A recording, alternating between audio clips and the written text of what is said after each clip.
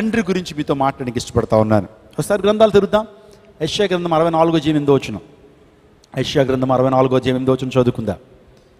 ఈరోజు వాక్యాంశం నిమిత్తము యెషయా గ్రంథం 64:8 యెహోవా నీవే మాకు తండ్రివి, నీవే మాకు తండ్రివి, మేము జిగటమన్ను నీవు మాకు కుమ్మరి వాడవు, మేమందరము నీ చేతి పని అయి ఉన్నాము. చూడండి, నీవే మాకు తండ్రివి, మేము జిగటమన్ను, నీవు మాకు కుమ్మరి వాడవు. ఇర్మియాతో కూడా దేవుడు ఒకరోజు ఒక మాట చెప్పాడండి. ఇర్మియా, ఈ రోజున నీకు ఒక ప్రత్యేకమైన సందేశాన్ని ఇవ్వాలనుకుంటున్నాను, అందును బట్టి నువ్వు కుమ్మరివాని ఇంటికి వెళ్ళాలన్నాడు. పోటర్ దగ్గరికి వెళ్ళమన్నాడు. కుమ్మరివాడు కొండలు తయారు చేస్తుంటాడు కదండి. ఎంతమంది చూశారు పోటర్ని? ఎంతమంది చూశారు కదా. పోటర్ దగ్గర ఏముంటుందంటే ఒక సారి ఉంటుంది, ఒక చక్రం ఉంటుంది, దాని మీద ఆ చక్రం మీద ఒక సారి ఉంటుంది. ఆ సారి మీద మట్టి వేసి దాన్ని ఏం చేస్తాడంటే కుండలు తయారు చేస్తుంటాడు, పాత్రలు తయారు చేస్తుంటాడు. ఇర్మియాతో కూడా దేవుడు అన్నాడు, నువ్వు కుమ్మరివాని ఇంటికి వెళ్ళి అక్కడ నీకు కొన్ని పాఠాలు నేర్పుతానన్నాడు. ఏంటి ఆ పాఠాలు అంటే, నేను నీ కుమ్మరినయ్యా, నా చేతి పని నువ్వు. అందును బట్టి అనేకమైన పాఠాలు ఆ ప్రాంతంలో నేర్పించాడు. కుమ్మరి నిజంగా అది ఆ కుమ్మరివాడు మంచి కుండలను తయారు చేస్తూ ఉంటాడు. దేవుడు కూడా మనల్ని తయారు చేసేటువంటి వాడు, మన creator. So our creator is our Potter. మన క్రియేటర్ మనకు కుమ్మరివానిగా ఉన్నాడు. ఇక్కడ యెషయా కూడా చెప్తా ఉన్నాడు, నీవే మాకు తండ్రివి, మీ చేతిలో మేము మట్టి, మీ చేతిలో మేము ఎవరం మట్టి, నువ్వు మాకు పరమ కుమ్మరివి. So our God is our potter. మనల్ని సృజించేటువంటి సృష్టికర్త ఆయన. మన జీవితాల్లో ఆయన చేసేటువంటి కార్యాలు ఏంటి? ఈరోజు నా అంశం ఏంటంటే, తండ్రికి ఉన్నటువంటి బాధ్యత ఏంటి? నిజంగా మన ప్రభువు మన పట్ల ఎటువంటి బాధ్యత కలిగి ఉన్నాడు, ఎటువంటి ప్రేమ కలిగి ఉన్నాడు అనే విషయాన్ని మనం ధ్యానం చేద్దాం. ఈ వర్తమానం ద్వారా నిజంగా మనం ఆదరించబడతాం. మన పరమ తండ్రి, మన పరమ కుమ్మరి ఏ విధంగా మనల్ని ప్రేమిస్తాడో మనము ఆలోచన చేయాలి. చూడండి, కుమ్మరి ఏం చేస్తాడంటే కుండను తయారు చేస్తాడు. కుండను తయారు చేస్తున్నప్పుడు ఆ సారి మీద కొన్ని సందర్భాల్లో మట్టి పిగిలిపోతుంది, అంటే మట్టి పగిలిపోతుంది. పగిలిపోయినప్పుడు మరలా మట్టి తీసుకెళ్ళి విసిరాడండి. ఏం చేస్తాడంటే మళ్ళా దాన్ని కలెక్ట్ చేసి మళ్ళా సారి మీద పెట్టి మళ్ళా కుండ తయారు చేస్తాడు. అంటే దేవుడు ఏం చేస్తాడంటే, మనం కొన్ని సందర్భాల్లో ఆయనకు విరోధంగా మనం ఉన్నప్పటికీ కూడా ఆయన్ని వద్దని చెప్పి మనం ఆయన కాదని చెప్పి వెళ్ళిపోయినా సరే మన మీద ప్రేమను చూపించేటువంటి వాడు, ఆయన క్షమించేటువంటి వాడు. అంతే కదండి, ఆయన క్షమించేటువంటి వాడు. Father forgives. ఫాదర్ ఏం చేస్తాడు? క్షమిస్తాడు. ఎన్నో తప్పులు చేస్తాం చిన్నప్పుడు, ఆయన సరే తండ్రి దాన్ని మనసులో పెట్టుకోకుండా క్షమించేస్తాడు. నేను కూడా చిన్నప్పుడు స్కూల్ మానేసి క్రికెట్ మ్యాచ్లకు వెళ్ళిపోయేవాడిని. మా డాడీకి తెలిసేది, గ్రౌండ్కి వచ్చేసేవారు. గ్రౌండ్కి వచ్చేటప్పుడు గ్రౌండ్లో మనం ముమ్మరంగా ఆడేస్తుండేటువంటి వాళ్ళం. చూసేటప్పటికి అయిపోయింది, ఈ రోజున బెల్ట్ తెగిపోయింది అనుకునేవాళ్ళు. ఇంటికి వెళ్ళేటప్పుడు కొట్టేవారు, తిట్టేవారు. మరలా మరుసటి రోజుకి మరలా దగ్గర తీసుకున్నారే, అలా ఆడకూడదురా, సో దానికి ఒక టైం ఉంటుంది అని చెప్పి మరలా మందలిస్తూ ఆ ఉదయాన్నే మరలా ఒక మంచి కాంసస్ బాక్సో లేకపోతే ఏదన్నా బిస్కెట్ ప్యాకెటో మళ్ళా ఇస్తూ ప్రేమతో తన దరికి చేర్చుకునేటువంటి వాడు నా తండ్రి. నిజమే, ఫాదర్ ఫర్గివ్స్, క్షమిస్తాడు. తప్పిపోయినటువంటి కుమారుడు కూడా తండ్రిని కాదని వెళ్ళిపోయాడు కదా, దూరదేశానికి వెళ్ళిపోయాడు, దుర్వ్యాపారం చేశాడు, వేశ్యలతో సాంగత్యం చేశాడు, తండ్రి ఆస్తిని పాడు చేశాడు. అంటే మీరు ఆలోచన చేయండి, తండ్రి బతుకుంటుండగానే తండ్రి ఆస్తిని రాయించుకున్నాడంటే అర్థం ఏంటో తెలుసండి? నా దృష్టిలో నువ్వు చచ్చిపోయావని. నానా, నా దృష్టిలో నువ్వు చచ్చిపోయావు, ఇచ్చే నాకు రాసి ఇచ్చాయి అని అర్థం అనమాట. అంత అవమానించినా సరే తండ్రి మరలా దరికి చేర్చుకుని, ఏమంటే కౌగిలించుకుని, ప్రశస్త వస్త్రాన్ని కట్టి, చేతికి ఉంగరాన్ని పెట్టి, కాళ్ళకు చెప్పులు తొడిగించి గొప్ప విందు చేశాడట కుమారుడు వచ్చాడని. స్తోత్రం చెప్పడం హల్లెలూయా. వాస్తవానికి ప్రేమ లేనిటువంటి తండ్రి ఏం చేస్తాడు? ఎర్ర దుర్మార్గుడు అని ఆస్తిని పాడు చేసావు, ఏ ముఖాన్ని పెట్టుకొచ్చారో మళ్ళా నా ఇంటికి అని చెప్పి అనాలా. కానీ మన పరమ తండ్రి మరలా హక్కును చేర్చుకుని నిజంగా కుమారుడికి విందు చేశాడట.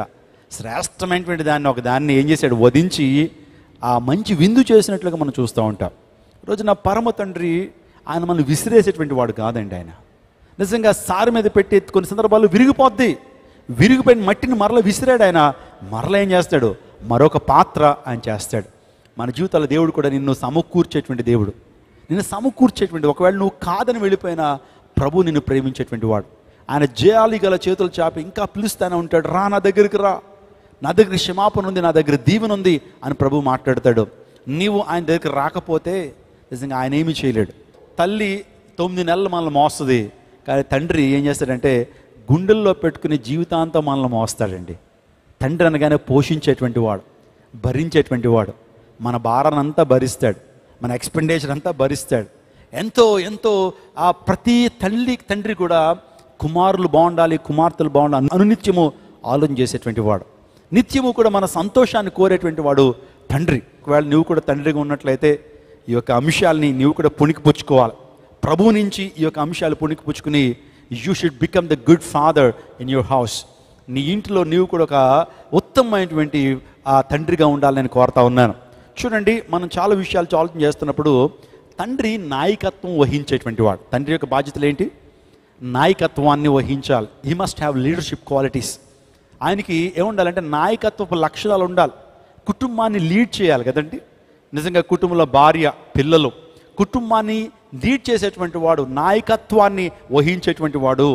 మీరు అబ్రహాం గురించి జాగ్రత్తగా మీరు ఆలోచన చేస్తే, అబ్రహాము కుటుంబానికి యజమానుడు.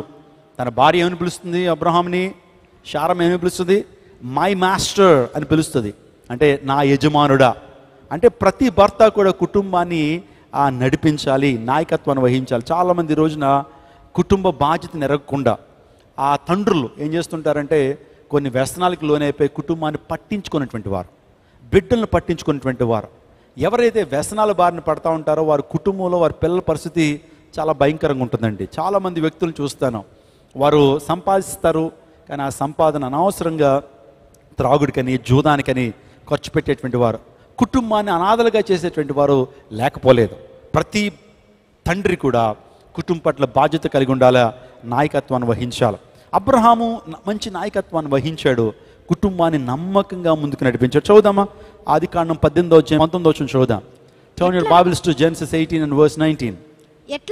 ఎట్లనగా యెహోవా అబ్రహామును గురించి చెప్పినది అతనికి కలుగు చేయనట్లు తన తరువాత తన పిల్లలను తన ఇంటి వారును నీతి న్యాయములు జరిగించుచు యెహోవా మార్గమును గైకొనుటకు వారికి ఆజ్ఞాపించినట్లు నేను అతన్ని ఎరిగి ఉన్నానను. ఎంత మంచి సాక్ష్యం ప్రభు ఇస్తున్నాడండి. వారి పిల్లలు నీతి న్యాయములు అనుసరించినట్లు అబ్రహాము పిల్లల్ని ఏం చేశాడట? పెంచినట్లుగా మనం చూస్తూ ఉంటాం. చూడండి, ఒక తండ్రి యొక్క గొప్పతనం వారి పిల్లల మీద ఆధారపడుతుంది. పిల్లలు మాదిరికరమైన జీవితాన్ని జీవిస్తున్నప్పుడు, నీతికరమైనటువంటి జీవితాన్ని జీవిస్తున్నప్పుడు తల్లిదండ్రులకు పేరు ఏమండి, నేను ఎక్కడికి వెళ్ళినా మీ తల్లిదండ్రులు ఎవరు బాబా అంటారు. అంటే తల్లిదండ్రుల పెంపకం చాలా ప్రాముఖ్యం. ప్రతి తల్లి కూడా, ప్రతి తండ్రి కూడా పిల్లలను నీతి మార్గం అనుసరించినట్లు బిడ్డలను పెంచాలి. నిజంగా ప్రభువును వారికి పరిచయం చేయాలి, దేవుని వాక్యాన్ని పరిచయం చేయాలి. నేను మాట చెప్తున్నాను చూడండి, తల్లిదండ్రులారా, మీరు మీ పిల్లల్ని ఒక ఐఐటి ఇన్స్టిట్యూషన్లో జాయిన్ చేసే కంటే ఉన్నతమైన ఇన్స్టిట్యూషన్లో జాయిన్ చేసి చక్కటి చదువును అభ్యసించడానికి ఎంతో ప్రయత్నం చేస్తుంటారు. అంతకంటే ప్రాముఖ్యంగా దేవుని వాక్యాన్ని వారికి పరిచయం చేయాలి, దేవుని యొక్క నీతి మార్గాన్ని వారికి పరిచయం చేయాలి. నిజంగా దేవ సంబంధమైన వాతావరణంలో వారిని పెంచడమే నీ బిడ్డలకు నువ్వు ఇచ్చేటువంటి గొప్ప ఆస్తి. నా తండ్రి ఒకరోజు మా ముగ్గురిని పిలిచి, నేను పైసా మీకోసం కూడబెట్టలేదు, నేను ఏ బ్యాంక్ అకౌంట్లోని ఏ ఇన్సూరెన్స్లు మీకోసం చేయించలేదు, మీకు ఇచ్చింది దైవ మార్గాన్ని, నీతి మార్గాన్ని మీకు ప్రబోధించాను. ఈ మార్గమే మిమ్మల్ని ఏం చేస్తుంది? పోషిస్తుంది. ఈ మార్గమే మిమ్మల్ని ఉన్నతమైన స్థానం నడిపిస్తుంది.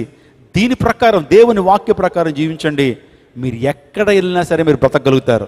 ఇదే మిమ్మల్ని పోషిస్తుందని మా తండ్రి ఒకనాడు చెప్పాడు. నేను ఏది కూడా మీకు దాచలా, మీ కొరకు ఏది నేను కూడా కొనిపెట్టలేదు, కానీ దేవుని వాక్యాన్ని మీకు అందిస్తున్నాను. చిన్ననాటి నుంచి కూడా దైవ భక్తిని మీకు నేను చెప్పాను, నీతి మార్గం అనుసరించినట్టు మిమ్మల్ని నడిపించాను, ఇదే మిమ్మల్ని నడిపిస్తుందిరా అని చెప్పారు ఆయన. నిజమే, ఈరోజు మాకు పోషణ ఇస్తుంది, మమ్మల్ని నడిపిస్తుంది, మమ్మల్ని ఉన్నతమైన స్థానం నడిపించింది ఆ నీతికరమైన బోధలే. మీ బిడ్డలకు మీరు ఇచ్చేటువంటి గొప్ప కానుక ఏంటంటే దైవ భక్తి. దైవ భక్తిని నేర్పించండి. వారు ఎక్కడున్నా సరే నిజంగా వారు ఎంతో ఆదర్శప్రాయంగా, ఎంతో దీవెనకరంగా వారు బతుకుతారు. వారు ఇక్కడ ఉండొచ్చు, రేపు గల్ఫ్ కంట్రీస్ వెళ్ళొచ్చు, అయితే అమెరికా వెళ్ళొచ్చు, అయితే బ్రిటన్ వెళ్ళొచ్చు, కానీ ఆ భక్తే వారిని నడిపిస్తుంది. ఎక్కడికి వెళ్ళినా సరే ఆ భక్తి వారిని ఏం చేస్తుంది? కాపాడు.